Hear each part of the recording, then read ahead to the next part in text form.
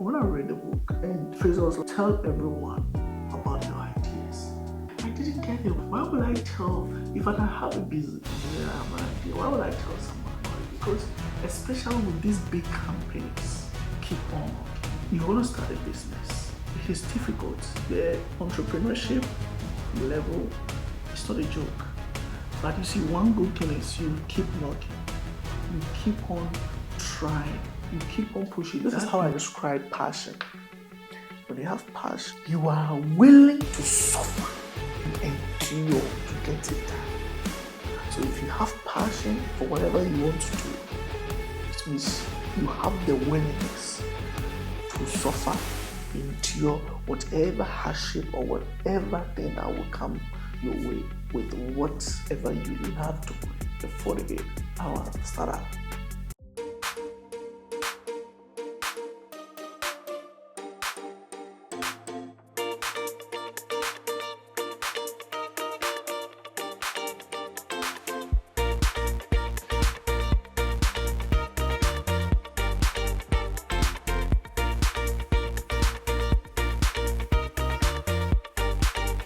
I want us to talk about a book I've been reading.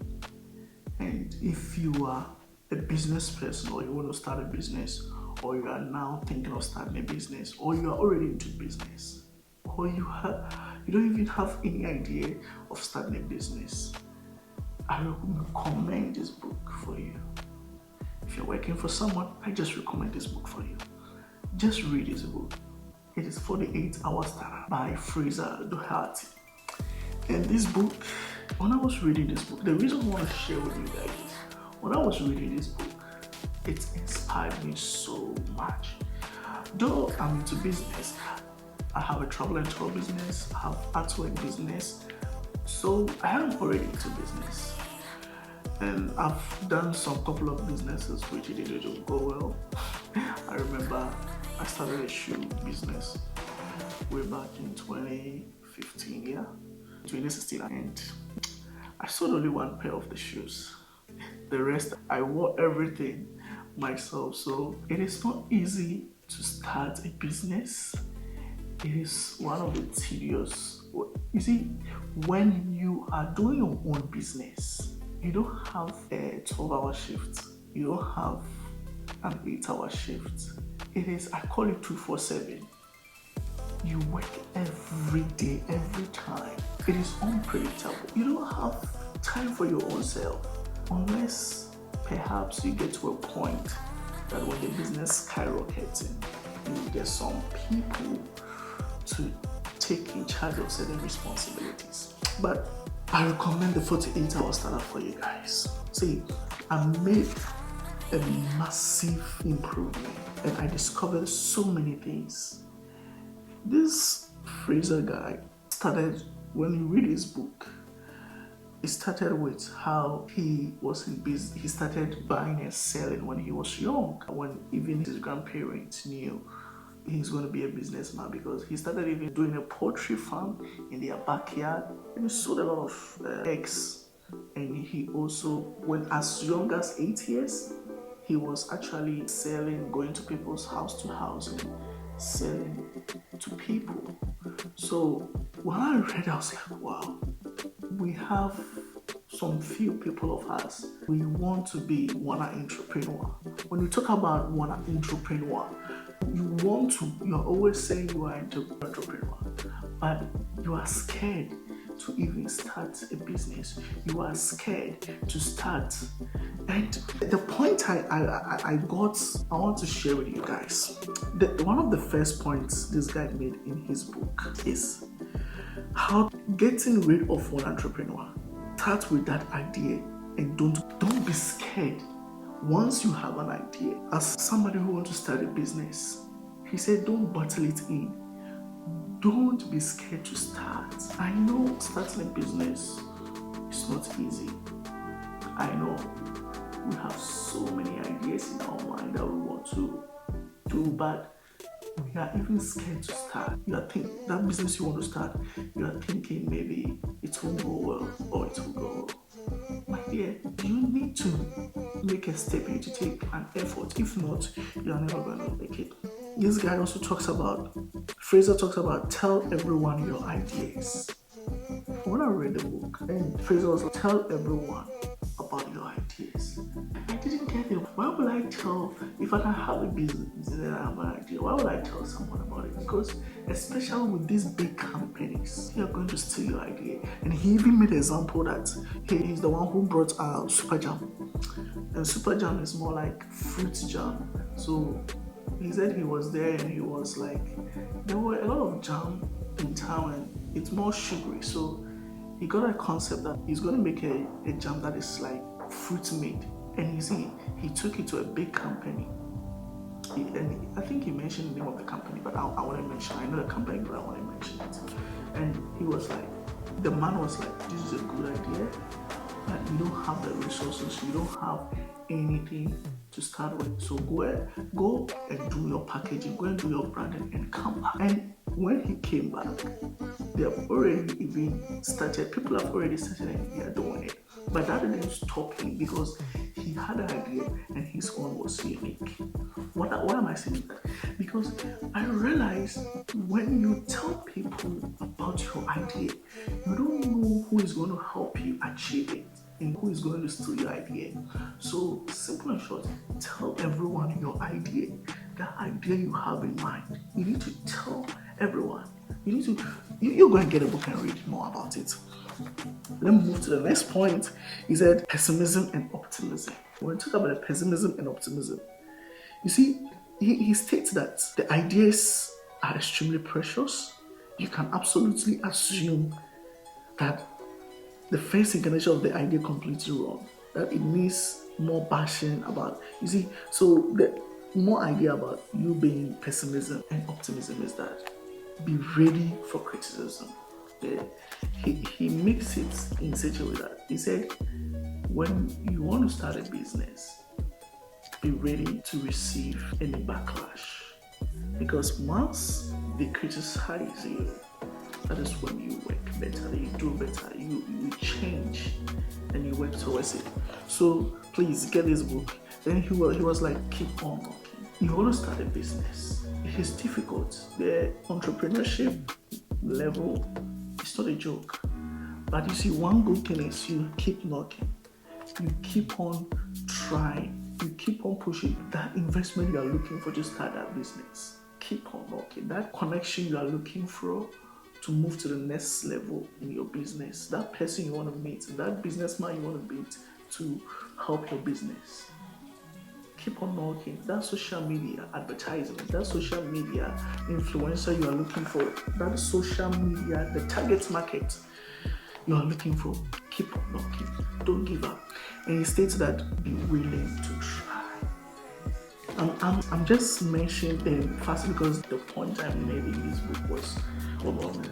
My dear, it was overwhelming. So I'm not here to read the whole book to you, but I'm telling you, go and get this book. Alright? So let me give you more. Rejection will always be big. It's part of the process. Rejection, that is really true. Rejection. So in everything you do, rejection is a big karma. And know that in everything you are doing, rejection will come true. People are going to reject you. People are going to be like, you see, the person who wrote Harry Potter, she was rejected so many times. Let's see, Harry Potter is one of the big films in this world, and they made millions. Even this recent movie, this Squid Game, the rejection it got before it made it to the mainstream. It wasn't a joke.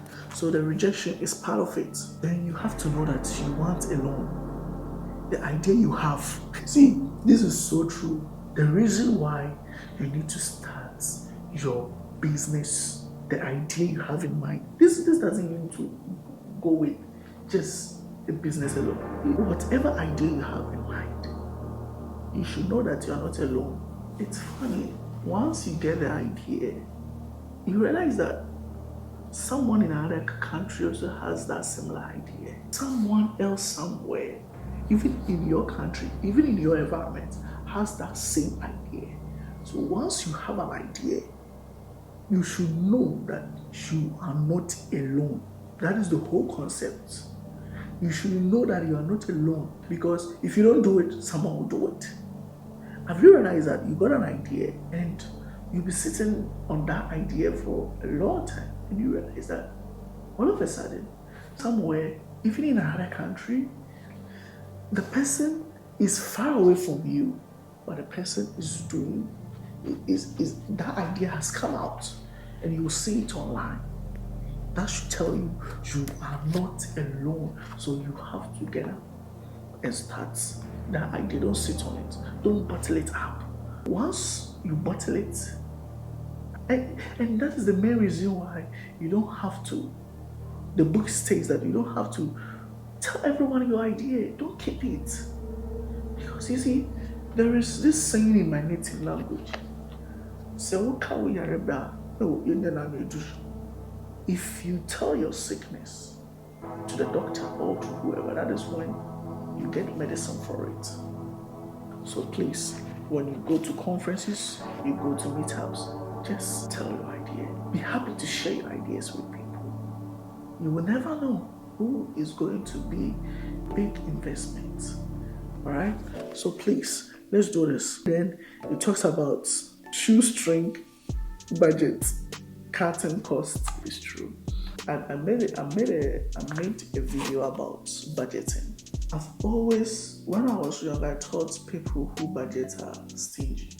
I always thought people who budget are stingy, but I got to realize that budgeting is actually part of financial planning. If you don't budget, you can never be financially successful. You need to budget everything, so that you need to make sure that once you want to start your business, you need to budget. But you see, when you are budgeting, one thing is, don't be over budget. Like don't let the budget hinder you. All right, talks about, know that we are in a new era. You should know that we are in a new era, and right now, it's even, I always say this AI thing, it's really advantageous for businessmen. See, with this AI, you don't need anybody to come and advertise for you. We have AI softwares that you can use for your commercials, for your designs, for so many things, even for your editing. All right? You have an idea to sell eggs. So you have a poultry farm, and you want to start a poultry business, you want to sell eggs. You can use AI to get you a nice concept of advertisement. You just have to type what you want, and you will get it. For designs, for logos, within 2 days. That is why the book says 48-hour startup. So Saturday and Sunday, within 2 days, you start your business. We are in a new era. The only thing is that now you have to know the kind of business you want to do. You have to sit down and budget, and you have to ask around, especially if you have seen. I'll come there. If you are, the book also tells you that, you see, it is okay to copy. Oh yes, there are so many ideas. There are so many businesses in this world. You can copy and reprogram it and start your own. For example, there are certain businesses in the USA, in the UK, that is not even in your country. There are certain businesses in China, certain businesses in UK, that is not even in Ghana, that is not even in so that is not even in Africa.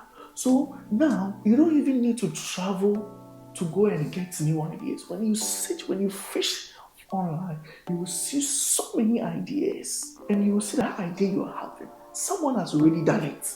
Then you look at it, then you say, how did they do this? How did they get this done? How did they do? Be the second first. It's okay when you copy ideas, when you repeat ideas from people, just that make it better, make it unique. There are so many. If you're lacking, I always say, if you're lacking business ideas, go online, search for ideas that you think is in line with whatever you have in mind. See what people are also doing out there and compare. Because one thing is, this book, when I read, it actually gave me an eye opener. And this is the catch. And it's very true. He was like, Most of us, when we are starting a business, we think, okay, I want something unique. It's good to get unique. It's good to have something that nobody has done it before. But he made it a point that it is only 30% of those unique ideas that nobody has done it before. It is only 30% that survive in the business environment. And it's true. You see, if you want to start a business and you are the first person to start in that particular environment, or 30% that business will survive, you have only 30% that the business will survive. 70% it can fail. But a business, you know that, oh, somebody has tried this business in this environment before. There is a catch. You realize that you learn from those businesses and you make yours better. So please don't be like, oh, because someone is doing this, I don't want to do it. I want to be unique. Because of that, I am not starting the idea. Like I said, even if it is a small business, or if it's a restaurant you want to start, and people have already started to restaurant. There are so many restaurants in this world. But you see, once you have passion for it, and once you have idea for it, and once you learn from other people's mistake, you make yours better. So there is a catch there. And when I was reading it, I realized that this is really true. Some of us, especially, we have the idea. We really have the idea. But it's because maybe we have seen other people doing it. We hesitate about it. We want ideas that are unique. Nobody has done it before. It's good if nobody has done it before, fine. But even you have high percentage of you failing, you get it. But if you have seen people do it, it is thriving, it is going on well, you realize that you also go ahead and do it. So it's very, like, you need to get it done. It is imperative for you to do that. So go and get this book and read, The 48-Hour Startup. It's a nice book. And one thing I didn't also say is, reading this book, I got so many business ideas. I can even name 10 ideas. 10 solid business ideas that you can start wherever you are. And mind you, you don't need those ideas, you don't need big money to do it. You need just the willingness. You see, when you don't have passion, this is how I describe passion. When you have passion for something, passion is like you are willing to suffer and endure to get it done. So if you have passion for whatever you want to do, it means you have the willingness to suffer, endure whatever hardship or whatever thing that will come your way with whatever you have to do. That's how I explain. That is how I believe. Passion is not like there's a passion, I have love, whatever I'm doing, that's why I'm doing it. Yes, you have love for it, but are you willing to suffer for it? Everything that you love, it is not always smooth and happiness. Even look at relationships. When you love somebody, see how difficult it is at times? Oh, it is difficult. It is difficult. You get to a point when you wake up in the morning and you see the person's face, you get upset. And that is how it is. Because when you love something, or you love someone, or you have passion for whatever it is, there are going to be hardships. There are going to be times that it hits on your head, and there are going to be times that it is not going to work out, and get to a point that it hinders you. So it gets to a point that you get rejections. They are all part of it. So I believe everybody has a reason of starting a business. And the book even states that. So if your reason is money, it's fine. Don't let people be like, oh, if it is because of money. Yeah, money can be a perfect motive for you to start your business. And you'll make it. It also can be that you want to start a business to solve a problem. You see, most of these businesses thrive because of whatever reason behind it. So just have your reason, and it's all. I just want you to go and get.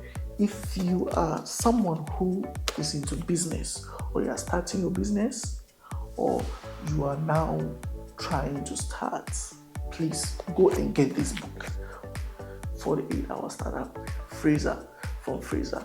And this man, we can read more about Fraser Doherty, a good writer, a good businessman. He has done a lot of business. He has been to a lot of businesses, and I think he has done coffee. He's more into buying and selling kind of businesses. He makes product and all that, and he is a fantastic guy.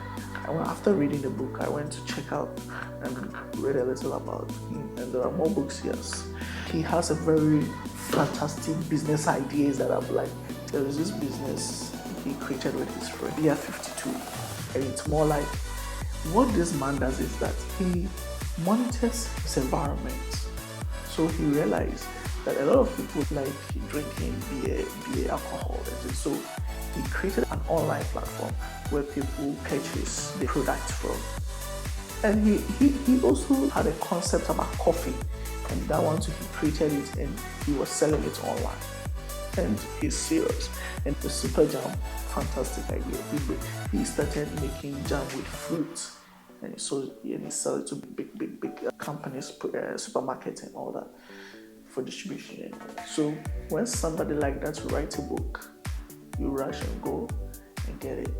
He's a fantastic guy. So guys, thank you for watching, and don't forget to hit the like button and subscribe to this YouTube channel. My name is Brad James, and I love you all.